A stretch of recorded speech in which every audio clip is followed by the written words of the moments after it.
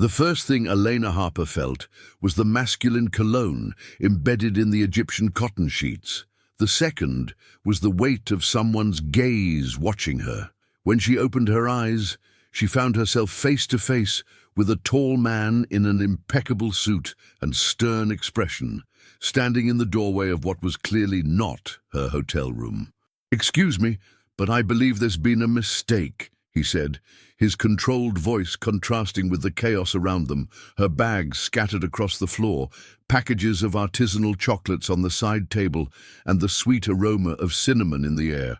Elena sat up in bed, adjusting her pineapple print pajamas that seemed even more ridiculous under this stranger's gaze. "Oh my God!" She jumped from the bed as if it were made of hot coals. "I swear I can explain this." "Please do," murmured Logan Foster, crossing his arms, "because frankly, finding a pastry chef in my suite at 10 p.m. wasn't in my plans for today." "How do you know him a pastry chef?" He discreetly pointed to the bags from the State Farmers Market and the ingredients scattered across the table. "Basic deduction, miss." Elena Harper," she replied, hurriedly gathering her things. "And you are?" "The owner of this suite."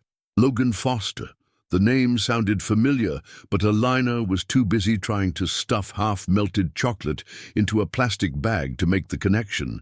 "Look, Mr. Foster, it was a front desk mix-up. I received the wrong key and was too tired to notice. I promise I didn't touch anything of yours. I just slept a little." "And took a shower, apparently," he observed, noticing her damp hair. Elena blushed. "Yes, well, it was a long day at the culinary tour, and I smelled like barbecue sauce and fried pickles. I thought it would be polite to clean up before sleeping in the bed." For the first time, Logan almost smiled. Almost. "Culinary tour?" "Yeah. I'm participating in a specialized tour of North Carolina cuisine. I'm a pastry chef and came looking for inspiration to create new signature desserts.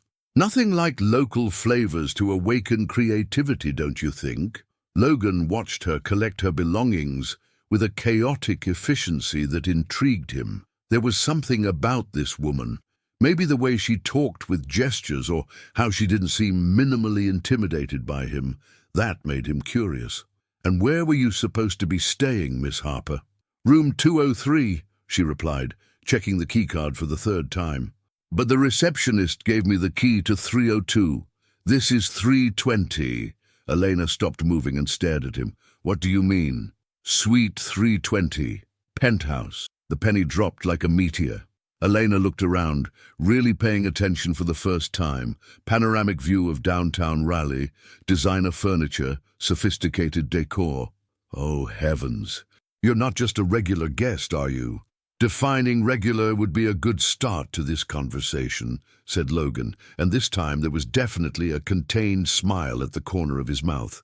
"Mr. Foster, I really am sorry. I'll leave right now and—" "No need to rush," he interrupted, surprising himself. "Just tell me one thing. What is a pastry chef doing in Raleigh besides invading other people's suites?" Elena laughed, and the sound did something strange to Logan's chest. "Well, besides specializing in hotel invasions, I'm here to learn about traditional Southern desserts. I want to open a culinary school and need something unique to stand out." "A school?" "Yes, the Carolina Culinary Academy. International techniques with local ingredients. Imagine bourbon pecan pralines or cream puffs filled with sweet potato mousse." Elena's eyes sparkled when she talked about food, and Logan found himself genuinely interested. "Sounds ambitious." "It is. And you, Mr. Foster, what do you do when you're not finding invaders in your bed?" "I work in private security." "Like a bodyguard?" "Among other things." The conversation was interrupted by a knock at the door. Logan opened it to find a hotel employee with a mortified expression. "Mr. Foster, I apologize profusely for the inconvenience. There was an error in key delivery and—" "We've already sorted it out," said Logan, accepting the correct key to room 203. Mrs. Harper was just leaving. Elena grabbed her bags and walked to the door, but stopped and turned around. "Mr. Foster." "Yes? Thank you for not calling security, or the police, or throwing me out the window. The night isn't over yet." he replied with dry humor. Witty, she retorted. I like that in a man. And she left, leaving behind only the sweet scent of vanilla and cinnamon and an unexpected curiosity in Logan Foster's heart. Alone in the suite, he looked at the bed where she had slept, still with the impression of her body on the sheets. For the first time in years, his perfectly controlled routine had been interrupted, and strangely, he didn't mind one bit. The culinary tour began at 8 a.m. at the State Farmers Market, and Elena arrived 5 minutes late, hair still damp from rushing through her shower. She didn't expect to find Logan Foster standing near the group, looking like he'd stepped out of a business magazine in his white dress shirt and tailored pants. You've got to be kidding me, she murmured. Marcus Thompson, the tour guide, waved enthusiastically. Everyone, we have a special participant today, Mr. Logan Foster, a local entrepreneur who honors us with his presence. Everyone turned to greet him, but Logan's eyes found Elena's directly. Miss Harper, he said, with an almost imperceptible nod. Mr. Foster, she replied, trying to sound casual. What an interesting coincidence. Do you two know each other? Asked Mrs. Patterson, an elderly lady from the tourist group. Let's say we bumped into each other yesterday, said Elena quickly. Literally, murmured Logan, low enough for only her to hear. Marcus clapped his hands. Great! So let's begin our journey through the flavors of North Carolina. First stop, the world of spices and seasonings. While the group moved between the colorful market stalls, Elena tried to concentrate on explanations about bourbon barrel spices and Carolina Reaper peppers, but constantly felt Logan's gaze on her. When they stopped at a fruit stand, he approached. I didn't know private security entrepreneurs took culinary tours, she commented, sampling a slice of muscadine grape. I didn't know sweet invaders woke up so early, he retorted. Touché. Actually, continued Logan, picking up a persimmon to taste, I'm here on doctor's orders. What do you mean? My doctor said I need to relax more, have hobbies. Apparently, working 16 hours a day isn't healthy. Elena almost choked on the muscadine.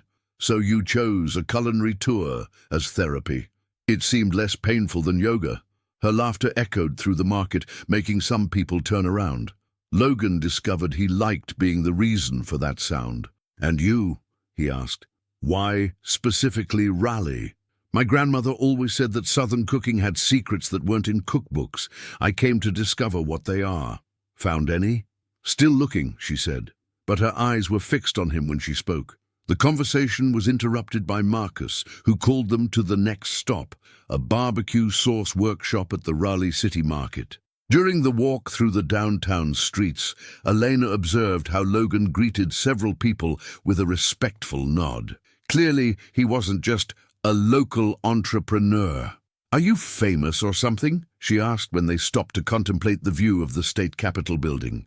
I just work here for a long time. That's evasive even for a private security man. And you're too curious for a pastry chef. Touché again. In the barbecue workshop, they were paired for the practical exercise. Elena watched Logan dice the onions with surgical precision. Do you cook? She asked. Enough not to starve. Modest too, she murmured. Your qualities keep appearing. Are you always like this? Like what? Sarcastic. Only with mysterious men who appear on culinary tours after I find them sleeping in their beds. Logan almost dropped the hot sauce bottle.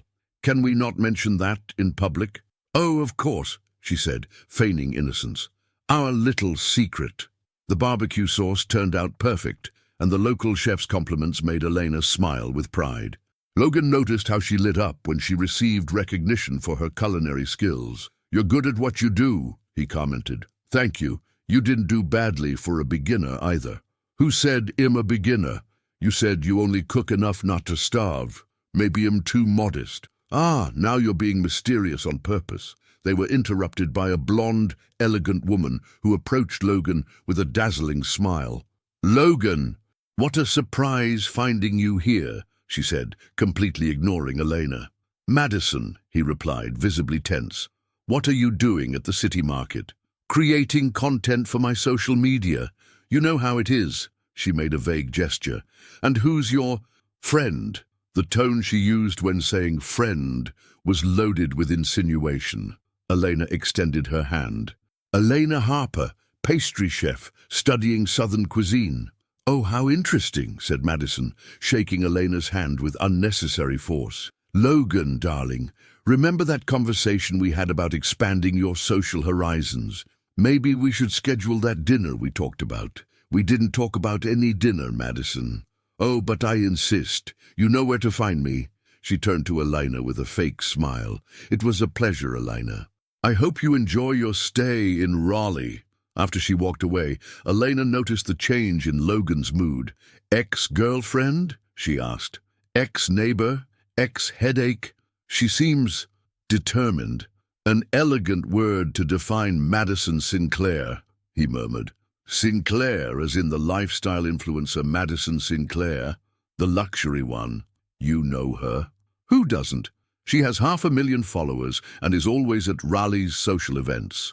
Logan ran his hand through his hair, clearly irritated. Great. Exactly what I needed. Hey, Elena lightly touched his arm. Don't let her ruin your culinary therapy day. He looked at her, surprised by the gesture of support. You're right. I always am. It's one of my most annoying qualities. And there was that almost smile again. The rest of the tour proceeded without further interruptions, but Elena noticed that Logan was more reserved. When they said goodbye at the hotel, she hesitated before speaking. Logan? Yes. Tomorrow, there's a southern dessert tasting in Cameron Village. If you want to continue your culinary therapy, I'll be there, he said without hesitation.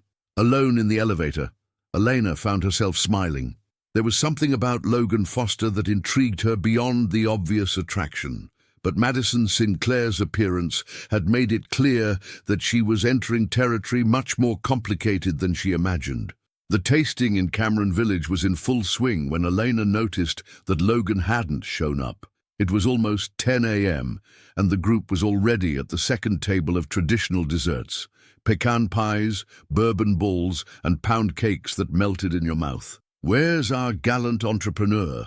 asked Mrs. Patterson, looking around. "He must be busy saving the world," murmured Elena, trying to disguise her disappointment. Marcus laughed. "Logan Foster is never late. If he said he'd come, hell come." "Do you know him well?" asked Elena, trying to sound casual. "I know the reputation. His security company protects half the important events in Raleigh. They say he's a strategic genius, but kind of socially reclusive." Elena was digesting this information when her phone vibrated. Message from unknown number. Work emergency. Can't make it today. Sorry. L. She quickly typed, "It's okay. Hope you sort it out." The response came immediately. "Can I make it up to you? Dinner tonight?" Elena looked around. No one was paying attention to her.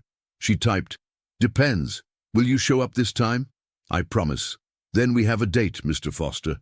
She put away her phone, smiling, not noticing that someone had photographed the message exchange over her shoulder. At 7 p.m., Elena chose a navy blue dress that highlighted her eyes and arrived at the restaurant Logan had suggested, an intimate place in the Glenwood South District. He was already there, more relaxed without the business suit, wearing a light blue shirt that perfectly matched his eyes. "You came," she said, sitting down. "I always keep my promises." Good quality in a mysterious man. They ordered the house specialty and white wine, and conversation flowed naturally.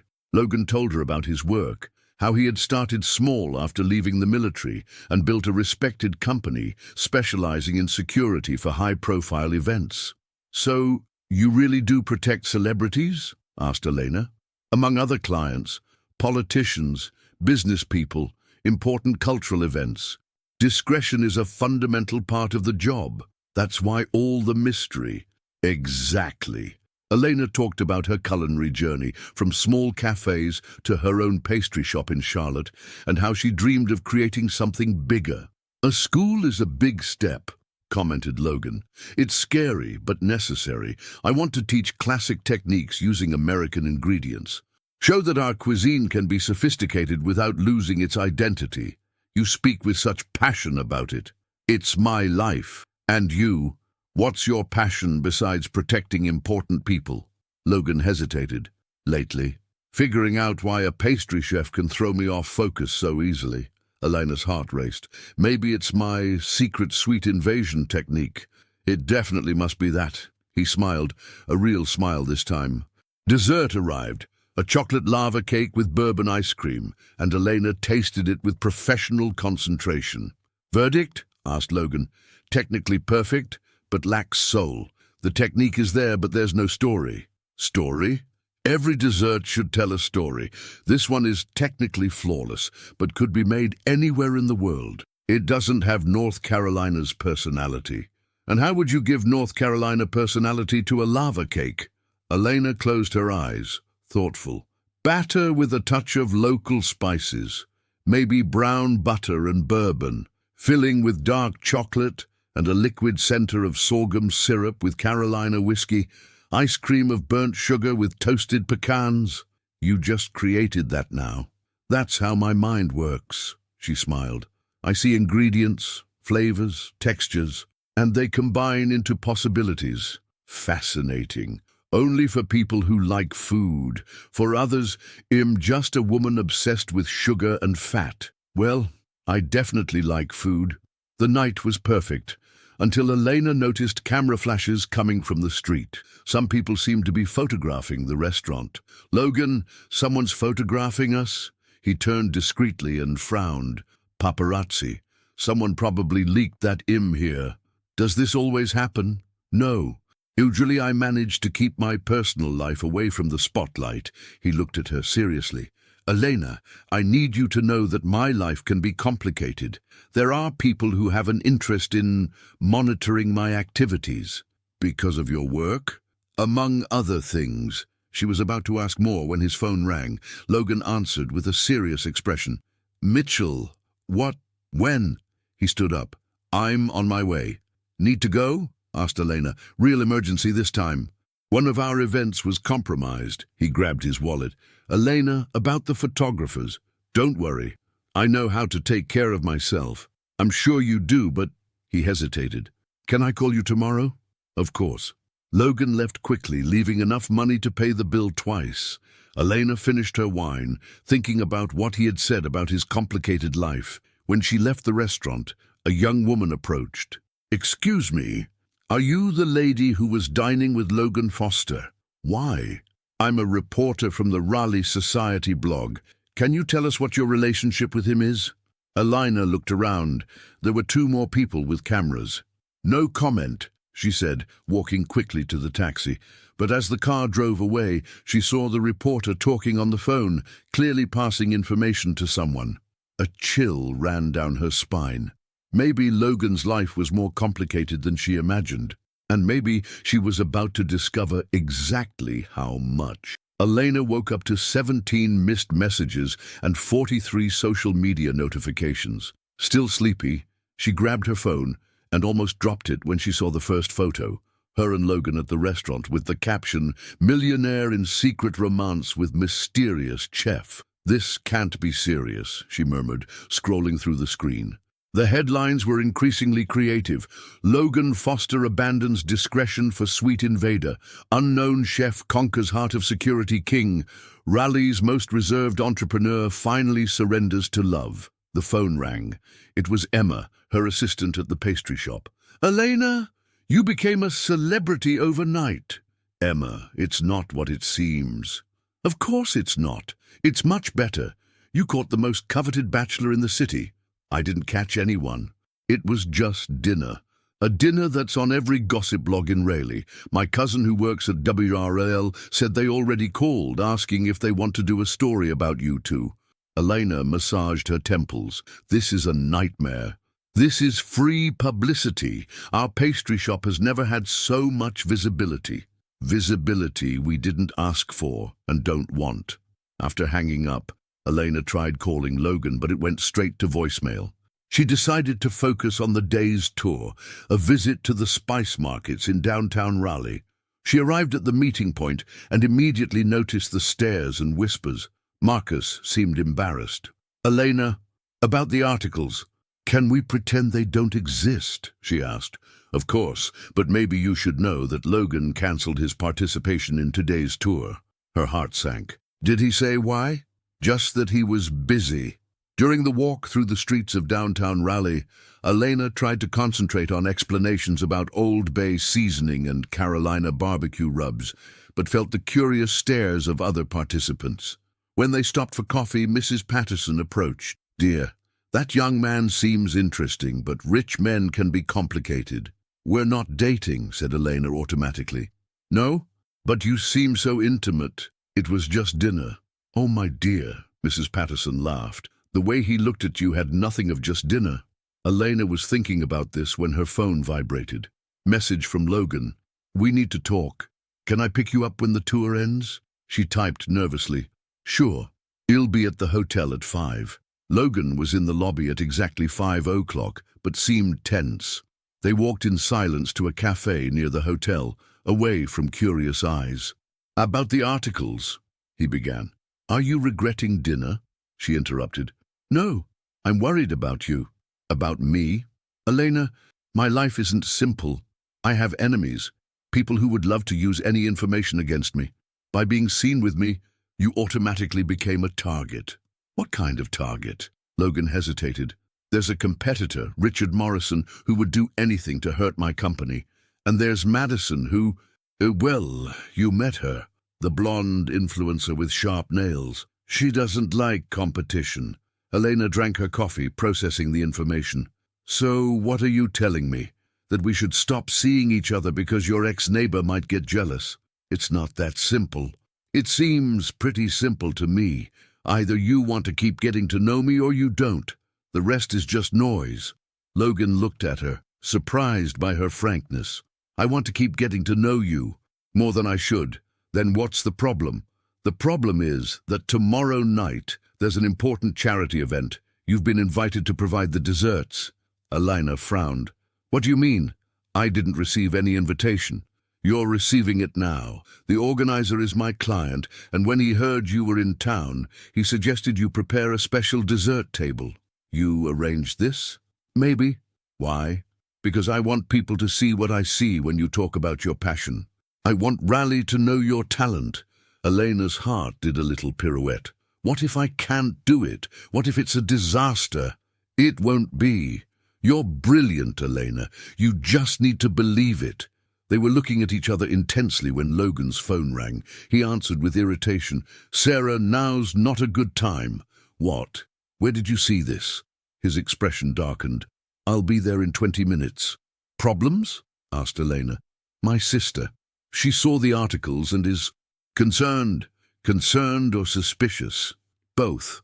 Logan stood up. "Elena, about tomorrow night. If you accept the invitation, you'll need to be prepared for more media attention, and maybe some unpleasant comments. I can handle it." "Are you sure?"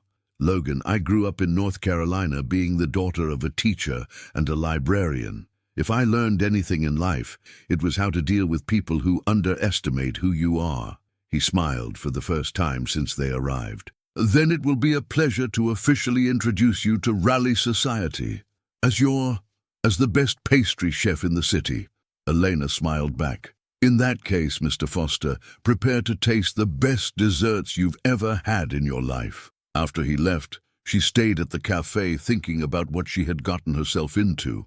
A high society event, judgmental stares, an influencer ex-neighbor with ulterior motives, and a man who made her feel butterflies in her stomach, just with a smile. "Well, Elena," she murmured to herself, "you wanted an adventure in Raleigh.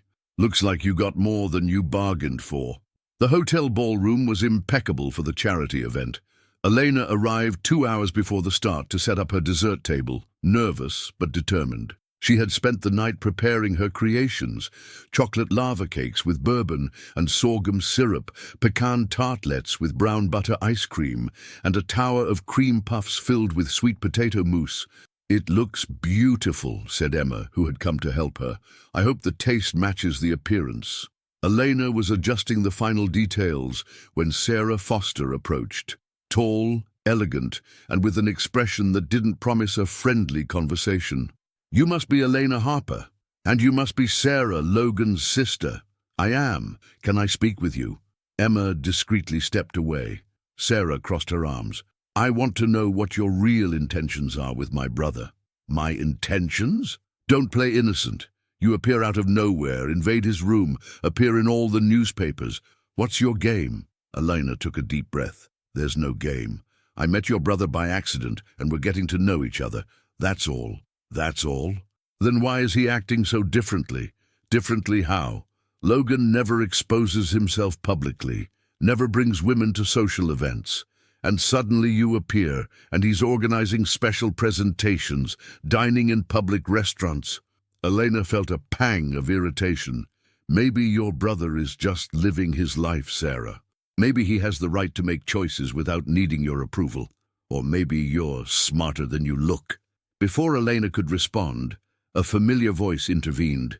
Sarah, could you stop intimidating my chef? Logan appeared beside them, impeccable in a black tuxedo. I'm not intimidating anyone, said Sarah, just getting to know your friend better. Elena isn't just my friend, he said, looking directly at his sister. And I suggest you treat the woman I care about with the respect she deserves. Sarah's eyes widened. Elena felt her heart race. Care about? Asked Sarah. Care about, confirmed Logan, taking Elena's hand. And if you give her a chance, you'll discover she's exactly the type of person you always said I should meet. Sarah looked at them for a moment, clearly processing the information. Well, she finally said, I hope you're right. She walked away, leaving Elena and Logan alone. Thank you, said Elena, but you didn't need to. Yes, I did. Sarah is protective, but sometimes she goes too far. She's right about one thing, said Elena. Are you really acting differently? Logan smiled. Completely. And it's your fault. Before she could respond, guests began arriving. Elena watched Raleigh's elite entering the ballroom. Business people, politicians, artists, all elegantly dressed. Nervous? Asked Logan. A little. This isn't exactly my environment. It will be after tonight. The evening started well. Guests complimented the desserts, and Elena felt increasingly confident. Logan circulated through the event, but always returned to stand beside her. Your lava cakes are a hit, he commented. The cream puff tower, too. That gentleman over there has come back 3 times. That's the mayor. He has a weakness for desserts. Elena laughed. Great.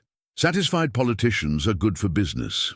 Everything was perfect until Madison Sinclair arrived, stunning in a red dress that cost more than Elena's rent for 3 months. Logan, darling, she approached, completely ignoring Elena. What a wonderful event, and what a dessert table, interesting. Madison, said Logan dryly. Elena, isn't it? She turned with a fake smile. Your creations are very homey, rustic charm, I suppose. Thank you, said Elena diplomatically. Of course, at events of this level, we usually hire more established pastry chefs, but it's brave to bet on new talents. Logan stepped forward. Madison, if you don't have anything constructive to say. Oh, but I do, she smiled sweetly. Actually, I have a wonderful surprise for everyone. Madison waved to someone near the stage. A man with sound equipment approached. Everyone, she spoke into the microphone. I have a small announcement about our dear debut chef. Elena felt her stomach freeze. What is she doing? She murmured. You know how I love sharing interesting gossip, continued Madison, and I discovered something fascinating about our Elena Harper. The crowd turned to listen. Logan tried to approach the stage, but Madison continued quickly. Our chef not only invaded dear Logan's hotel room on her first night in Raleigh, but also has pending debts in Charlotte that brought her running to our city. Gasps echoed through the ballroom. Elena paled. That's not true, she murmured. Of course it's not, said Logan, furious. And more, continued Madison, clearly enjoying herself. She came specifically after Logan, after researching him online. A true modern gold digger. The ballroom exploded in whispers. Elena felt the world spinning around her. All the people who moments before were praising her desserts now looked at her with suspicion and judgment. That's a lie, she said, but her voice was lost in the murmur. Logan went up on stage and took the microphone from Madison. Enough, he said, his voice cutting through the ballroom like a blade. "Madison Sinclair, you just committed public defamation against an honorable and talented woman. I hope your lawyers are prepared. Logan, darling, I'm just protecting you. You're lying, and everyone here knows it." He turned to the crowd. "Elena Harper is an extraordinary chef who came to Raleigh on a legitimate work trip. Any suggestion otherwise is pure malice and envy." But the damage was done. Elena could see it in the faces around her. Doubt, morbid curiosity, judgment. Some people were already starting to move away from the dessert table. "I need to get out of here," she murmured. "Elena, no," said Logan, coming down from the stage. "I can't stay. Not like this." She ran out of the ballroom, hearing Logan shouting her name. In the hotel garden, she finally stopped, breathing heavily. Logan caught up with her. "Elena, please." "She's right, you know," said Elena, with tears in her eyes. "I did research you after we met. I wanted to know who you were." "So what? Anyone would do that. But I didn't invade your room. I didn't appear in your life like a hurricane messing everything up." "Messing up?" He laughed bitterly. "Elena, you improved everything. You made my life make sense for the first time in years." "Logan, no, let me speak. Madison lied about the debts, lied about you being a gold digger. But even if it were true, even if you had appeared in my life with ulterior motives, it would change anything." "How wouldn't it change?" "Because I'm falling in love with you." The words hung in the air between them. Elena stopped breathing. "What? You heard me. I'm falling in love with the woman who invades hotel rooms, carrying chocolate, who creates desserts like poetry, who faces my sister as an equal, and who makes me laugh even when my world is falling apart. Logan, and if you feel a tenth of what I feel, let's go back there and show those people who you really are." Elena looked into his eyes, seeing absolute sincerity there. "Are you sure?"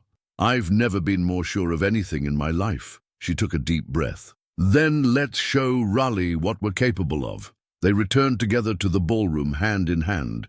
What they found surprised them. Mitchell, Logan's clumsy friend, was on stage with some papers in hand. "Logan! Perfect timing!" shouted Mitchell. "I just discovered who was spreading lies about Elena." The crowd turned to listen. "Richard Morrison hired investigators to look into you two, and when he found nothing compromising about Elena, he invented the debt stories." Gasps echoed again through the ballroom, but this time directed at Madison, who paled. "And there's more," continued Mitchell, clearly enjoying himself. "Madison knew about the lies and agreed to spread them in exchange for Richard financing her new product line. The influencer tried to leave discreetly, but found Sarah Foster blocking her path. "Where do you think you're going?" asked Sarah coldly. Logan went up on stage again. "Now that the truth has come out, I'd like to say a few words about Elena Harper." His voice echoed through the ballroom. "She's the most talented pastry chef I've ever met. Her creations aren't just desserts. They're experiences that capture the essence of our North Carolina in a way I've never seen before." He looked directly at her. "And she's the most courageous, authentic, and fascinating woman I've ever had the privilege of knowing." The crowd began to applaud. Elena felt tears in her eyes, but this time from emotion. "Therefore," continued Logan, "I have the pleasure of announcing that our company will officially sponsor the opening of Elena Harper's Carolina Culinary Academy." Elena almost fainted. "Logan, you can't." "I can and will." He came down from the stage and pulled her to the center of the ballroom.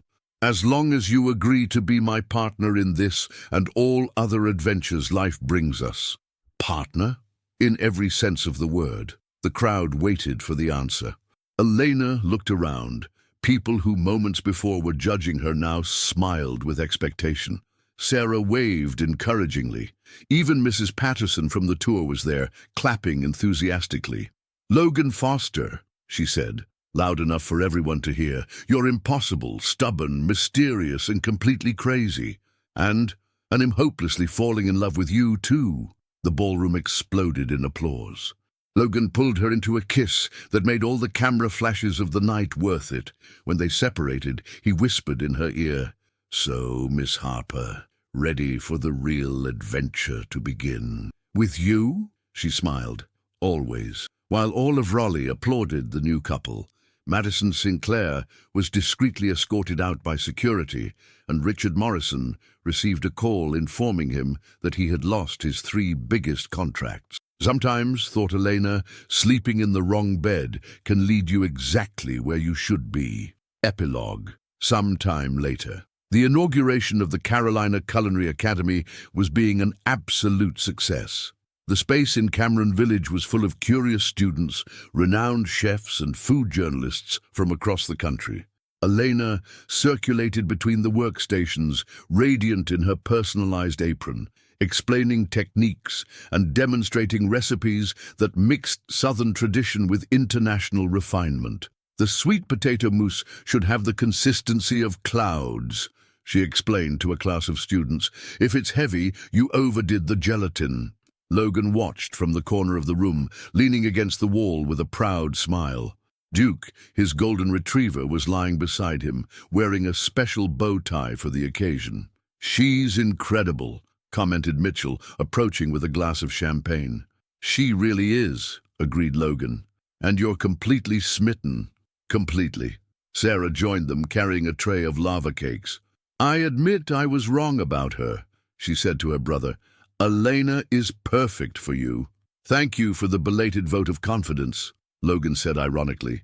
"Hey, I apologized. I even helped with the school's decoration." It was true. Sarah had personally supervised the architectural project of the space, creating an environment that mixed modernity with Southern charm. Large windows allowed natural light to enter, and vintage tile work decorated the walls alongside pieces by local artists. "Logan," Marcus, the culinary tour guide, waved from afar. "Come try Elena's new creation." He approached the main counter, where Elena was presenting her latest innovation, a cake that looked like a miniature of the North Carolina state capitol, made with bourbon cake and filled with pecan praline. "What do you think?" she asked, offering a piece. Logan tasted it with the concentration of a food critic. "Verdict," she insisted. "Perfect, as always." "Flatterer." "Honest." They were interrupted by Mrs. Harper, Elena's grandmother, who approached carrying a wrapped package. "My granddaughter, I brought a little something for you." Elena opened the package and found a vintage apron with delicate embroidery. "Grandma, it's beautiful. It belonged to your great-grandmother, the first pastry chef in the family. I thought it should be here today." Elena put the apron over hers, emotional. "Thank you. It's perfect." Mrs. Harper turned to Logan. "And you, young man, when are you going to ask my granddaughter the right question?" "Grandma!" Elena turned red. "What question?" Logan feigned innocence, but his eyes sparkled. "You know what question." "Actually," said Logan, taking a deep breath, "I was waiting for the right moment." He knelt right there, in the middle of the school, surrounded by all the guests. The chatter diminished when people realized what was happening. "Elena Harper," he said, taking a small box from his pocket, "you've transformed my life since the moment you invaded my hotel room. You taught me that sometimes the right mistake can lead to the perfect place." Tears began rolling down Elena's face. "Will you marry me and share with me all the adventures yet to come?" "Logan, and before you answer, I need to warn you, I intend to support all your dreams, including the international expansion of the school I know you're planning." Elena laughed through her tears. "How do you know about that?" "Because I know you. And because I found your sketches in my office yesterday. You're impossible." "Is that a yes?" "It's a gigantic yes." He placed the ring on her finger, a delicate solitaire with small diamonds around it, discreet but elegant, exactly her style. The school exploded in applause. Emma was crying openly, Mrs. Patterson was shouting, "I knew it!" and even Sarah was emotional. "Wait," said Elena, when the applause died down. "I also have a surprise." She went to the counter and grabbed a wrapped box. "For you," she said, handing it to Logan. He opened it and found a perfect miniature of his penthouse, made completely of chocolate, with tiny details of the balcony plants, and even a small sugar duke. "Elena, how did you—" I spent weeks working on this. Sarah helped me with the measurements. Accomplice, he accused, looking at his sister. The best surprises need conspiracies, Sarah laughed. Logan examined every detail of the miniature. It's perfect, but why? Because that's where it all began, in the wrong bed, in the right room, with the perfect man. Technically, it was my bed, he teased. And now it's going to be our bed forever. Forever is a long time, Miss Harper. Good luck getting rid of me, Mr. Foster. They kissed again, under a shower of rose petals that Emma had prepared especially for the occasion. Later, when the guests had already left and they were cleaning the school, Elena found one last surprise, a small plaque near the main door that wasn't there before. Carolina Culinary Academy, where dreams gain flavor and hearts find home. Did you put this here? She asked. Maybe, said Logan, hugging her from behind. You're impossible, and you love me anyway. Unconditionally. They stood in silence for a moment, observing their school, their realized dream. You know what's funny? Said Elena. What? If I hadn't received the wrong key that night, we would have found each other anyway, interrupted Logan. Maybe on the tour or on the street or at some event. People who are made for each other always find each other. Do you believe that? Now I do. Elena turned in his arms. So we're saying it was destiny? We're saying it was luck? He smiled. The best luck of our lives. And as the sun set over Raleigh, painting the sky orange and pink, Elena and Logan walked hand in hand along the greenway, with Duke running ahead of them. Sometimes the right mistake really does lead to the perfect place. And sometimes sleeping in the wrong bed is exactly what we need to do to wake up in the right life.